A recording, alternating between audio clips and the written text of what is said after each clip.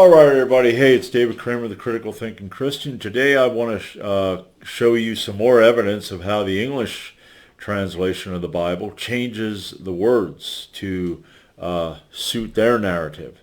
Right here we're looking at the Hebrew Bible, and this is Micah chapter 5.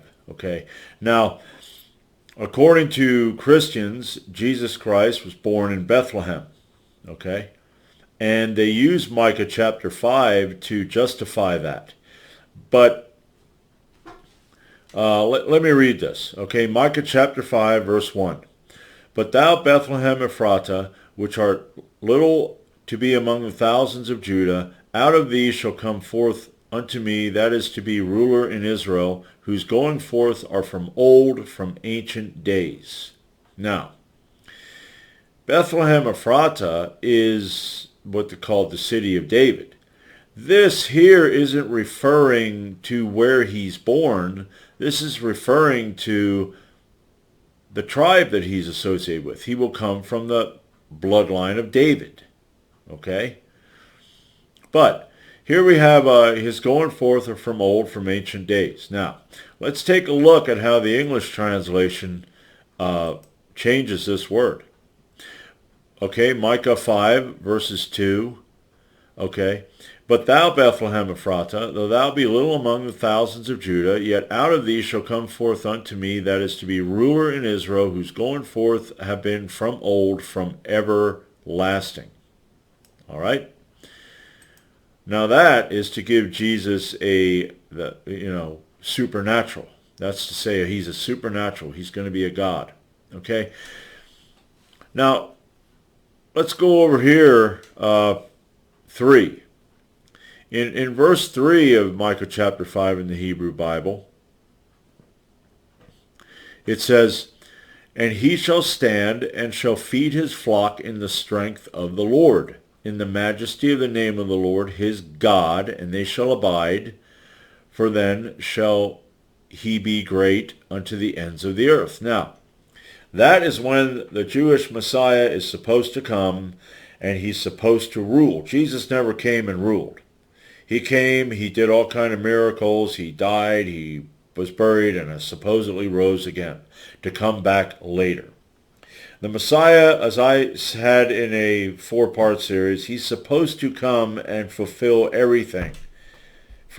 He's not going to have a point where he dies. But this here, and when Jesus supposedly comes back, he's going to be coming back as God. Okay, now, does he need the strength of the Lord, who is God the Father? Okay, in the majesty of the name of the Lord his God, is God the Father, Jesus is God? No, they're supposed to be equal. Okay? So, this ruler isn't going to be like the English version says. It's not going to be everlasting. He didn't come from everlasting forever. He came, and he's supposed to come from the ancient tribe, the bloodline of David, the ancient tribe of Judah. Okay, my ancestors, I have Germanic ancestors. I have Norwegian ancestors, okay? They're from old, from ancient times, okay? The Germanics, Roman Empire. They fought the Roman Empire. I don't say they're from old, from everlasting. But let's take a look at a few passages. Here's one in Isaiah that talks about ancient days. Isaiah 23:7. Is this your joyous city whose antiquity is of ancient days? Her own feet shall carry her afar off to sojourn. Okay? That doesn't mean everlasting. All right? Then let's look at Micah. This is Micah 3, verses 4. That's if it wants to come up. Micah 3:4.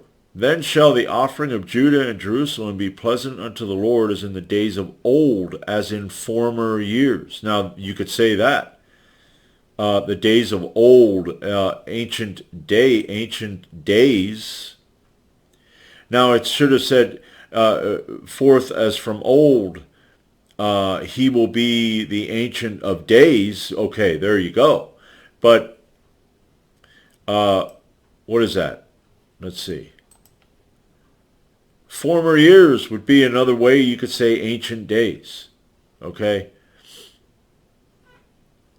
In former years, my ancestors got in dragon ships and sailed up rivers and surprised the crap out of people. Okay? Okay, Jeremiah 46:26. And I will deliver them into the hand of those that seek their lives, and into the hand of Nebuchadnezzar, king of Babylon, and into the hand of his servants, and afterward it shall be inhabited, as in the days of old, saith the Lord. All right? Days of old. Former times. Ancient days. Micah 7:20. Thou wilt perform the truth to Jacob, and the mercy to Abraham, which thou hast sworn unto our fathers from the days of old. And then you have lamentation. Jerusalem, remembered in the days of her affliction and of her miseries all her pleasant things that she had in the days of old, when her people fell into the hand of the enemy, and none did help her. The adversary saw her and did mock at her Sabbaths. Now, you look at Lamentations, which I don't know, was that the Lamentations of Jeremiah? Okay, well now back then, okay, in Micah, this was still Old Testament. This wasn't in the you could say the current era. This was still in the Old Testament age. And they considered this to be ancient days and days of old. You know, so, but I just wanted to bring that up, how, once again, you know, you take a look at Hebrew Bible, and this is, again, why the Jews don't believe in Jesus. Okay? It ain't because they're blind. It's because, you know, their word, their Bible tells, you know, has a different story. Okay?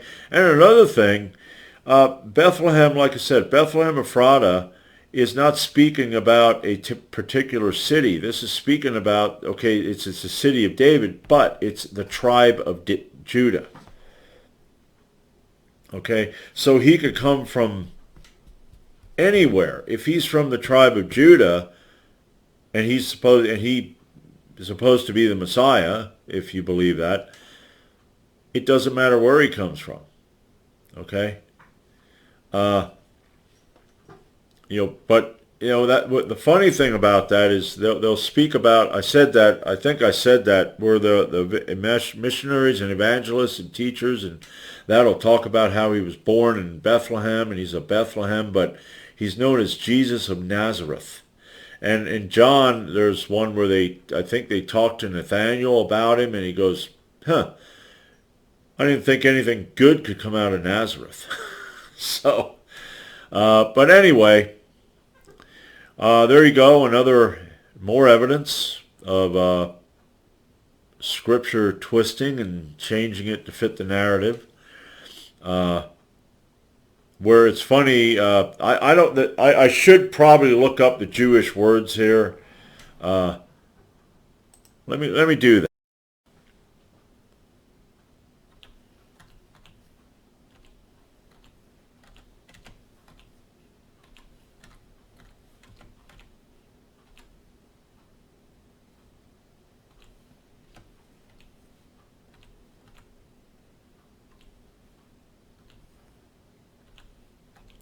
I'm just going to have the Jewish word for ancient.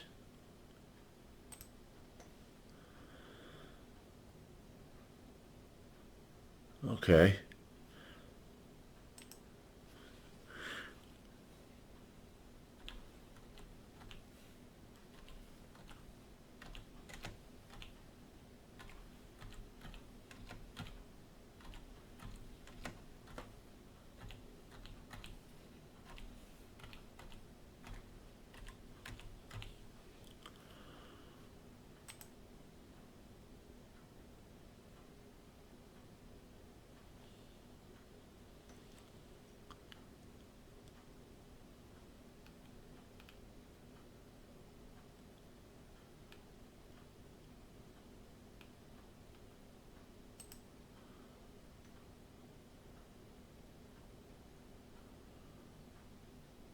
Okay, let's see.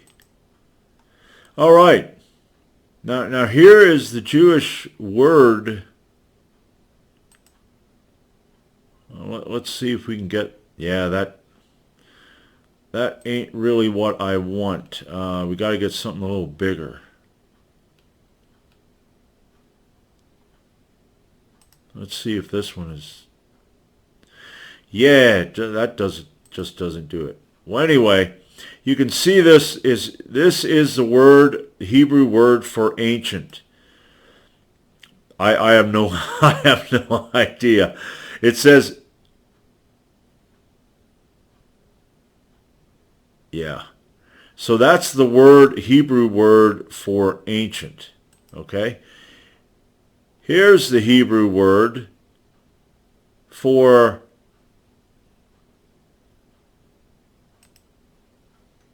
everlasting.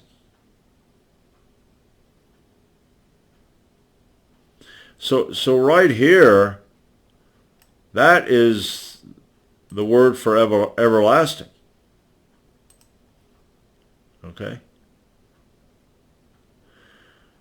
So, I mean, that there, may or may not convince, but it's obvious that there are two different Jewish words. I could understand if the words were similar, Jewish words were similar, but they're not.